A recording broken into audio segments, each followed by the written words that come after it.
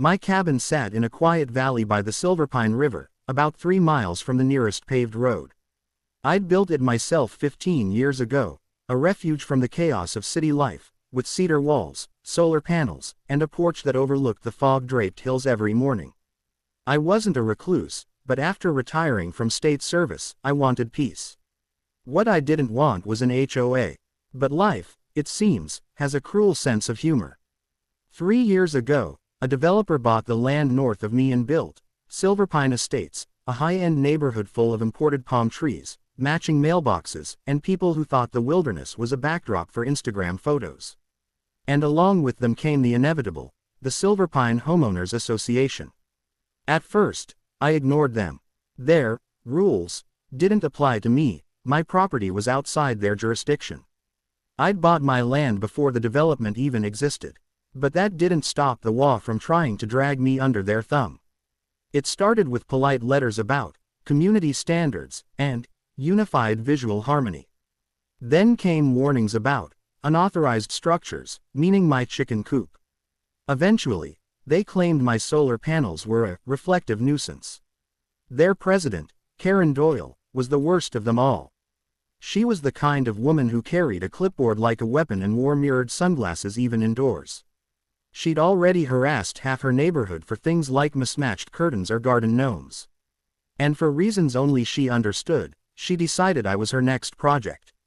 I tolerated her emails, her letters, even the photos she took of my driveway from the public road. But what happened that Tuesday morning crossed every line. The day began peacefully enough. The state attorney general, Mark Wilkins, was scheduled to visit me that morning. Yes, that attorney general.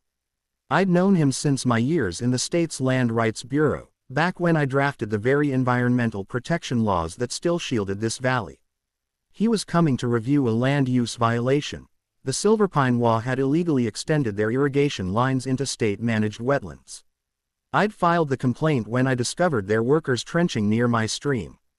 Mark wanted to see the site personally. I'd spent the morning preparing coffee and setting out my old maps when his SUV rolled up the dirt road. "Still the same view," he said with a grin, stepping out and looking toward the pines. "I missed this place." "Still the same mosquitoes, too," I said, handing him a mug. We were sitting on the porch, reviewing documents and the photos I'd taken, when we heard the first sound, the high-pitched whine of tires on gravel, coming fast. Mark frowned. "You expecting someone else?" I wasn't. A white Lexus SUV shot around the bend, fishtailing on the loose stones before slamming to a stop beside the porch. The driver's door burst open, and out stepped the demon herself, Karen. She wore her signature pink cardigan, designer sunglasses, and that eternal scowl that could wilt flowers. In one hand, she held a clipboard. In the other, a phone already recording. I didn't even have time to stand before she stomped up my steps. "Mr. Grayson," she barked, "you were in violation of Silverpine Association Code 12A regarding unapproved gatherings and exterior structures visible from the road." Mark's eyebrows shot up. "Excuse me." Karen turned to him, eyes narrowing like she'd spotted a trespasser on her imaginary lawn. "And who are you? You're not on the community roster." I took a slow breath. "Karen, you have no jurisdiction here. This is my property, outside of Silverpine's boundaries. You need to leave." "I'll do no such thing," she snapped, brushing past me like she owned the place. "Your so-called cabin is a visual blight on the community. The board has already voted that it must be brought into compliance." Mark, ever the professional, set down his coffee and stood.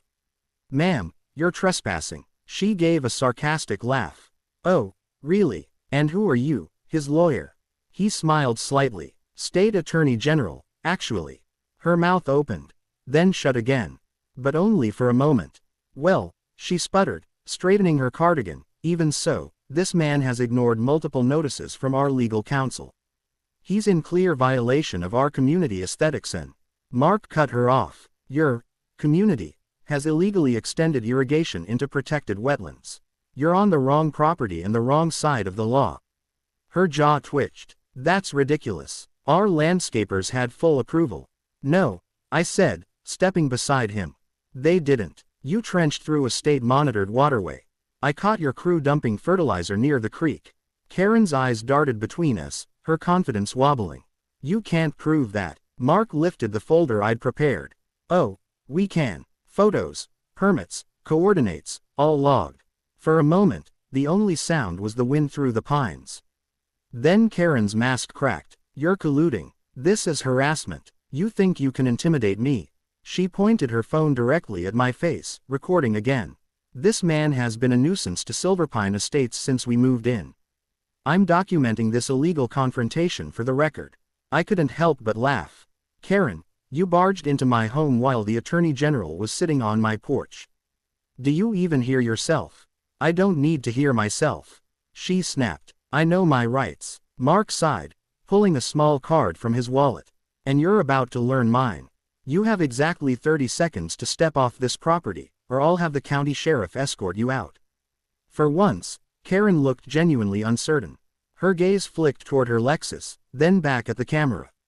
You can't threaten a citizen for enforcing community standards. Ma'am, Mark said patiently, your community standards end at your property line. You're standing on private land, without invitation. That's trespassing, and obstruction, since we're conducting an active state investigation. Karen's phone wavered. Investigation. That's right, he said. Into Silverpine's environmental violations. And based on what I've just witnessed, I may add harassment and unlawful entry to that list. Her face went pale, then flushed bright red. She stammered something incoherent before stomping back toward her SUV. This isn't over, she shouted, slamming the door. The HOA will have the final say. Mark watched her tear down the road, dust kicking up behind her. Charming woman, he muttered. Her personality's about as pleasant as her irrigation practices, I said. We went back to the table, but the incident left a crackle of tension in the air. Mark shook his head. You weren't exaggerating in your complaint. She's dangerous in her own petty way. Oh, she's worse when she's embarrassed, I warned him. And you just embarrassed her in front of a camera. He smiled. Then I look forward to seeing her explain that footage in court. I thought that would be the end of it. But Karen wasn't the type to accept humiliation quietly. By evening, the rumors started. Silverpine's Facebook page was suddenly full of posts claiming I'd threatened HOA officials and illegally hosted state agents. Someone posted a blurry screenshot of Karen's video, captioned, "Local squatter attacks HOA president." The next day, I found orange violation notices taped to my mailbox, my fence, even my truck. Each one carried the HOA's logo, though none had any legal authority. Then came the noise. Cars driving by at midnight, strangers taking photos of my property. It was harassment, pure and simple. I called Mark. Let them dig their hole, he said calmly. We're already moving forward with the environmental case. But if she crosses into criminal territory again, document everything. So I did. 3 days later, she crossed that line again. It was Friday afternoon when I caught the sound of digging. Down by the creek, 3 men in HOA branded shirts were trenching through the mud, right where the state had ordered them to stop. They had a small pump running, draining water into a plastic pipe that stretched back toward Silverpine Estates. I grabbed my phone, recording as I walked. You boys lost. One of them froze. We got orders from Ms. Doyle to stop. I said, that's state-protected land. You're trespassing. And right on cue, a familiar voice echoed from behind me. Well, Karen said, stepping from her SUV like a queen descending from her carriage. Trying to intimidate workers again, Mr. Grayson. I turned. You're violating a state cease order, Karen. She smirked. You can't order what you don't own. Before I could reply, she pointed at the workers. Keep going. We have board approval. Board approval doesn't override the law, I said. She rolled her eyes. You're just bitter because you're not part of the community. Maybe if you joined the HOA, we could resolve this amicably.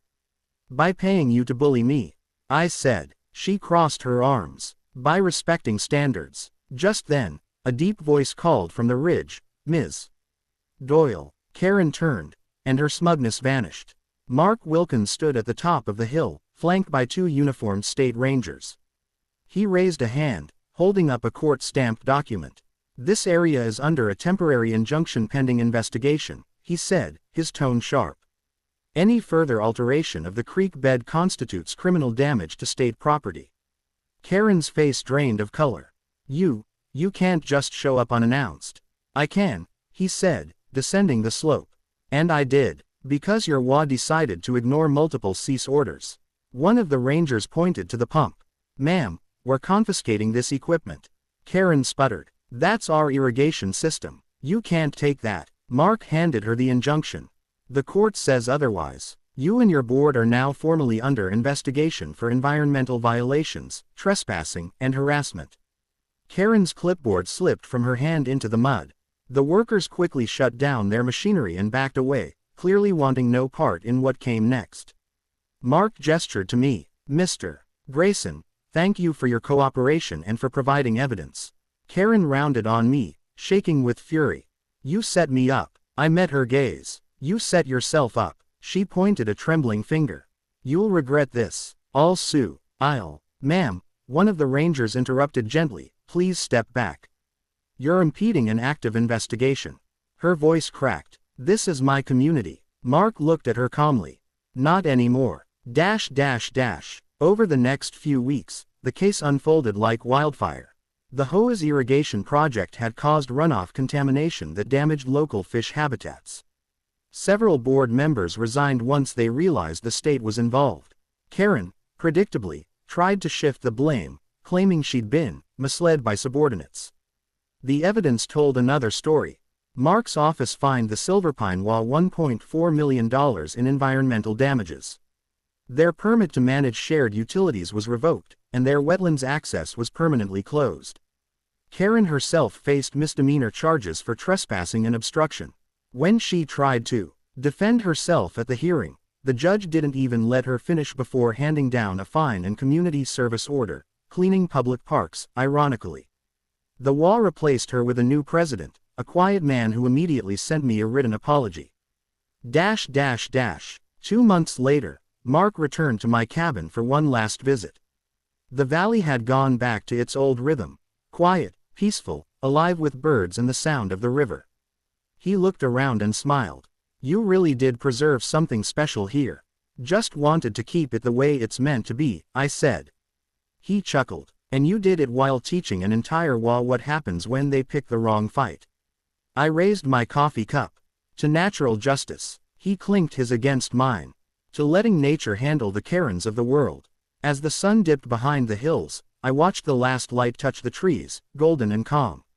For the first time in months, the valley was silent. No SUVs, no clipboards, no HOA letters taped to my gate.